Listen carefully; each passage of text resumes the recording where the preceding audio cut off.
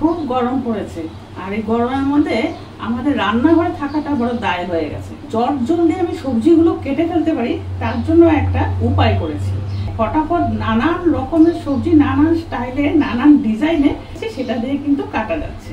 তো দেখো আমি ফটাফট করে কেটে নিচ্ছি, কাটাটা সারা হলেই রান্নাটা বসিয়ে দেবো। রান্না বসিয়ে আমরা একটু বাইরে ফ্যানের নিচে বা এসিতেও বসতে পারি, কিন্তু কাটাকাটির কাজটা কিন্তু তাড়াতাড়ি সেরে ফেলতে হবে।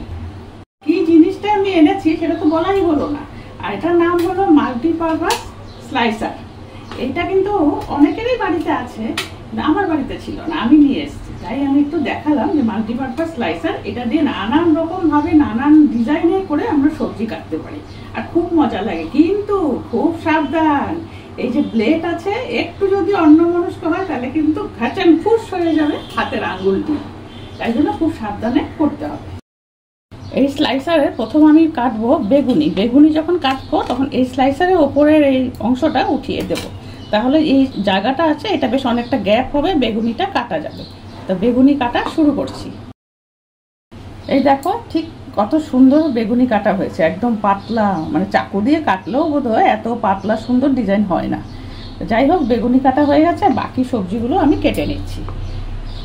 আচ্ছা, এখন যদি মনে করো যে আমি পাতলা সবজি কাটবো তখন আমাকে এইটা এইভাবে দিতে হবে। পাতলা বলতে যেমন উচ্ছে বা অন্য কোনো সবজি যদি কাটতে চাই তখন এটাকে দিয়ে নিতে হবে, তাহলে গ্যাপটা কমে যাবে। তাহলে উচ্ছে কাটাটা দেখো এইভাবে উচ্ছে কাটাটা হচ্ছে, দেখো কত পাতলা পাতলা করে উচ্ছে কাটা হয়েছে। চলো বাদ বাকি সবজিগুলো কেটে নিচ্ছি। এবার বাঁধাকপি কাটবো। বাঁধাকপি তো কথাই নেই, অনেক ছোট ছোট হয়। মোমো খাওয়ার জন্য কিন্তু দারুণ একটা আমার স্লাইসার হয়ে গেছে, বাঁধাকপি কাটতে পারবো। স্যালাডের জন্য গাজর কাটবো, গাজরটাই দেখো বেশ সুন্দর কিন্তু পাতলা পাতলা করে গাজর কাটা হচ্ছে। তবে টমেটোর জন্য কিন্তু আরেকটি উপায় দিয়ে দিয়েছে, এটা হচ্ছে এই জিনিসটার মধ্যে টমেটোকে লাগাতে হবে। তাই এখানে 3টা পিন আছে, এই পিন 3টাকে এইভাবে বের করে নিতে হবে। এখন এই টমেটোটাকে এইভাবে দিয়ে একদম লাগিয়ে নিতে হবে, তাহলে টমেটো কাটলে হাত কাটার ভয় থাকবে না। দেখো টমেটোটাও কিন্তু আমি কেটে নিচ্ছি। এই দেখো কত পাতলা পাতলা করে টমেটো কাটা হয়েছে। স্যান্ডউইচ বানানোর সময় ঠিক কিন্তু এরকম পাতলা পাতলা দরকার হয়। আচ্ছা, এইটা হচ্ছে আদা স্কিনটা আমি ছুলে নিয়েছি। আর এই যে এই জিনিসটা আছে, এই জিনিসটার মধ্যে কিন্তু আদাটা পেস্ট হবে। আমি একটু দেখিয়ে দিচ্ছি, আদাটা এখানে পেস্ট হবে।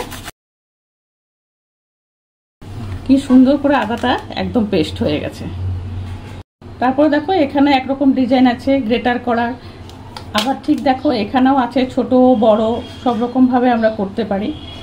তো খুব সুন্দর, খুব কাজের হয়েছে, খুব সুন্দর করে কাটা হয়েছে পাতলা পাতলা।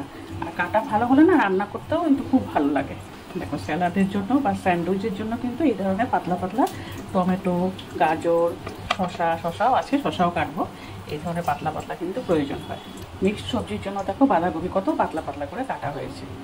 তাহলে সবজি কাটা আমার শেষ হয়ে গেছে, এবার এক এক করে রান্নাগুলো বসিয়ে দিই। আমার খুব ভালো লেগেছে, তাই আমি তোমাদের কাছে এটা একটু শেয়ার করলাম।